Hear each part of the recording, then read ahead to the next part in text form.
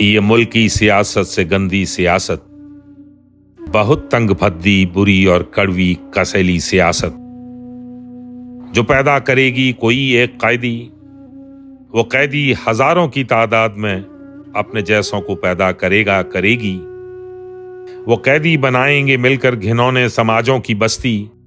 वो बस्ती सड़न और जलन और घिन और जुर्म और फितने गढ़ेगी।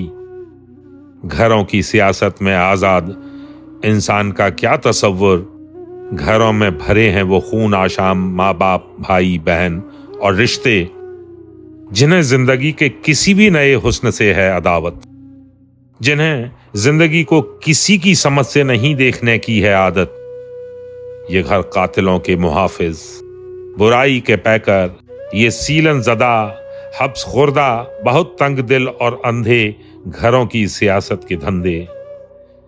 मैं इस जब्र को तोड़ने में लगा था, मैं दीवार को चाटने में मगन था। उधर मेरे बारे में अफवाह उड़ने लगी थी कि मैं एक शैतान था, एक हैवान था, फितना जन था। घरों की सियासत के सारे खुदा मेरे दुश्मन हैं, दुश्मन रहेंगे। मुझे अपनी मर्जी से जीने न देने के सारे हवाले मेरी कश्मकश, मेरी उलझन रहेंगे।